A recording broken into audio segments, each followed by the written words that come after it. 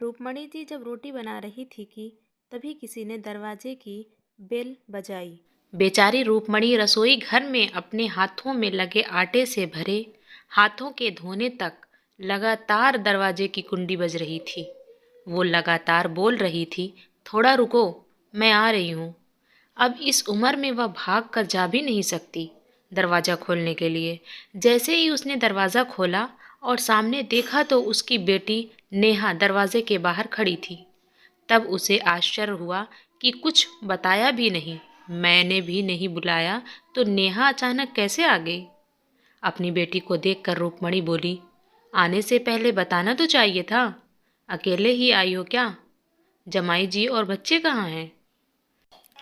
रूपमणी ने एक साथ कई सारे सवाल किए। तभी नेहा बोली, माँ, क्या कोई अपनी प्यारी इकलौती बेटी का ऐसे स्वागत करता है? मुझे लगा कि तुम मुझे अचानक देखकर बहुत खुश होगी और सबसे पहले मुझे गले लगा लोगी, पर यहाँ तो उल्टा ही हो रहा है। शायद तुम दुनिया की पहली माँ होगी जो बेटी को ससुराल में अपने घर आते देख खुश होने के बजाय चिंता में पड़ गई। क्या मैं अकेली इस घर में नहीं आ सकती? क्या हमेशा दामाद और बच्चों के साथ ही आना ज़रूरी है? बोलकर नेहा घर में प्रवेश कर गई और अपना सामान रख कर बोली, भाभी कहाँ पर हैं? भाभी जल्दी चाय नाश्ता लेकर आओ, आपकी ननद आई है। बहू घर पर नहीं है, अपने मायके गई है, माँ ने कहा। अच्छा, इसलिए तुम घर संभाल रही हो और खाना बना रही हो। तुम्हारी बहू के तो बड़े ठाठ हैं। बहू मौज से घूम रही है और सास घर संभाल रही है। देखो ना, अपने बहू के आने से पहले ही खाना बनाकर रखा है। उसे घर आकर कुछ भी काम करने की ज़रूरत ही नहीं पड़ेगी। बड़े नसीब लेकर आई है आपकी बहू। और एक मैं हूँ जिसे उसकी सास कभी एक गिलास पानी भी नहीं पूछती, नेहा ने ताना मारते हुए कहा। बेटा, प्यार और इज्जत ऐसी चीज़ है जो हम पहले किसी को देते हैं, फिर उससे अपेक्षा रखते हैं कि वो भी हमें वापस दे, माँ ने उसे समझाते हुए कहा। माँ ने आगे कहा, हर एक लड़की को अपने ससुराल में जगह बनानी पड़ती है। वहाँ कुछ भी आसानी से नहीं मिलता। तुम अपनी सास से एक गिलास पानी की अपेक्षा करती हो। तुम तो उनकी बहू हो। तुम बहू हो, फिर भी तुमने कभी उन्हें एक गिलास पानी नहीं दिया। तुम शादी के बाद ससुराल में रही ही कितने दिन? जब तुम्हारा मन को लगा तब अपनी बैग भरी और सीधा मायके आ जाती हो। मायका और ससुराल एक ही शहर में है। इसका मतलब ऐसा नहीं होता कि तुम जब चाहो तब मायके आ जाओ और चाहो उतने दिन रहकर वापस ससुराल चली जाओ। मायके में भी बेटी को मान सम्मान तभी मिलता है जब बेटी ससुराल का मान सम्मान रख कर मायके में कुछ दिनों के लिए आती है, तभी उसे मान सम्मान मिलता है। ऐसा हर रोज़ बिन बुलाए कोई कारण ना होते हुए भी कोई बेटी मायके आती होगी तो उसको साधारण पूछताछ भी कोई करता नहीं। और तुम मेरी बहू को बोलती हो ना, तुम तो मेरी बहू की बराबरी ही मत करो।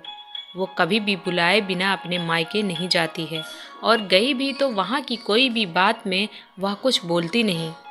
वह जब घर में रहती है तब वह मुझे घर में कोई काम को हाथ लगाने नहीं देती। अब मेरी इच्छा से घर के काम कर रही हूँ, वह मुझे काम करने को नहीं कह गई। अपनी बेटी को माँ के सिवाय अच्छा कौन समझ सकता है? मुझे तुम्हारा स्वभाव अच्छी तरह पता है। तुम्हारे ससुराल में सब लोग अच्छे हैं, तुम ही उनके साथ मिलजुल कर रहना नहीं चाहती। ससुराल तो ससुराल होता है और मायका तो मायका होता है। मायके में घर का कामकाज अपनी मर्जी से होता है। ससुराल में सबसे पहले सबका दिल जीतना पड़ता है, सबको अपना बनाना पड़ता है। उसके लिए छोटे से लेकर बड़ों तक सबको प्यार करना पड़ता है। सबकी पसंद नापसंद का ध्यान रखना पड़ता है। सबसे प्यार से बोलकर सबको उनके घर के कामों में मदद करनी पड़ती है। तभी सब लोग घर में आई नई बहू को स्वीकार करते हैं, उसे अपना मानते हैं। तुम जिम्मेदारी लेने के लिए तैयार ही नहीं हो, इसलिए रोज़ रोज़ मायके चली आती हो। यहाँ आकर भी वही करती हो। अभी की बात देख लो, घर में कदम भी नहीं रखा, उतने में भाभी को ऑर्डर देना शुरू कर दिया। भाभी मुझे चाय नाश्ता लेकर आओ। वो व्यक्ति घर में है या नहीं है, वो कैसी है, उसकी तबीयत कैसी है, वो पूछना भी ज़रूरी नहीं समझा। घर में आए मेहमान की मेहमान नवाजी होती है। पर उनका बर्ताव, बोलना सामने के व्यक्ति को पसंद आया तो मेहमान नवाजी ना मांगते पूरी होती है। पर तुम्हारा ऐसा बर्ताव मुझे ही पसंद नहीं आता तो तुम्हारी ससुराल के लोगों को कैसे पसंद आएगा। तुम बोलती हो ना मेरे बहू का बहुत ठाठ है, तो वो बात सही है। उसने यहाँ हमारा दिल जीत लिया है और हर एक के दिल में खुद की जगह बनाई है। वो रोज़ रोज़ तुम्हारी जैसी ससुराल के लोगों के साथ झगड़ा करके मायके नहीं जाती। इस वजह से ससुराल और मायका दोनों जगह उसकी इज्जत होती है। जब तक उसे अपने मायके से बुलावा नहीं आता तब तक वो जाती नहीं। आज माँ ने ही अपनी बेटी को उसके बर्ताव के दोष दिखाए, क्योंकि उसे लगता था कि अपनी बेटी को अभी नहीं समझाया तो वो उसे कभी नहीं समझेगी। तब तक बहू भी घर आ गई। उसने नेहा को देखते ही वो बोली, अरे दीदी आप कब आई? मुझे फ़ोन किया होता तो मैं जल्दी घर आ जाती। इस पर नेहा बोली, नहीं नहीं भाभी, मैं वापस जा रही हूँ। अभी ही मेरी सास का फ़ोन आया था, उनके सीने में दर्द हो रहा है, मुझे वापस जाना है, आऊँगी वापस कभी यहाँ, बोलकर नेहा अपना सामान लेकर चली गई। तभी उसकी भाभी ने उसे रोकने का प्रयास किया, पर उसकी सास ने ही अपनी बेटी को रोकने के लिए मना किया और अपनी बहू को बोली, बहू जाने दो उसे, पहले अपना घर संभालने दो, उसके बाद उसे मायके में आने दो।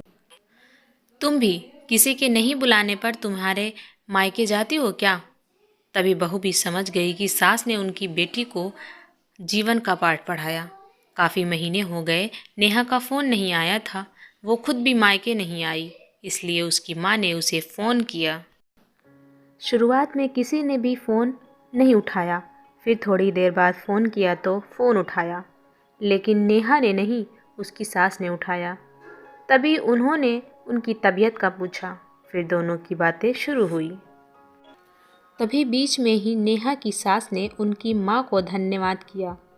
तब अचानक उनके ऐसे बोलने पर उनको कुछ समझ नहीं आया, इसलिए रूपमणी जी ने वापस पूछा, आप और किसी की बात कर रही हो क्या? नेहा की सास बोली, नहीं तो फिर आप धन्यवाद किसको बोल रही थी? रूपमणी जी ने पूछा। आपकी बेटी नेहा बहुत समझदारी से बर्ताव कर रही है, सभी को अपना बनाने की कोशिश कर रही है, सभी की मनपसंद का खाना बनाकर खिलाती है। घर में बहुत आनंद का वातावरण बना है, कोई भी झगड़ा नहीं, जैसे स्वर्ग ही बन गया हो मेरा घर। इसलिए मैं आपको धन्यवाद बोल रही हूँ। आपकी बेटी के अच्छे बर्ताव से यह दिन हमें देखने को मिला। हम बहुत धन्य हो गए। पहले हमें उसकी तरफ से कोई भी अपेक्षा नहीं थी, पर आपने उसे समझा कर भेजा है और उसके स्वभाव में बदलाव आया। आज उसी नेहा को मायके जाने तो दूर की बात है, फ़ोन पर बोलने के लिए भी उसके पास वक्त नहीं है। वो अपनी गृहस्थी में व्यस्त हो गई है।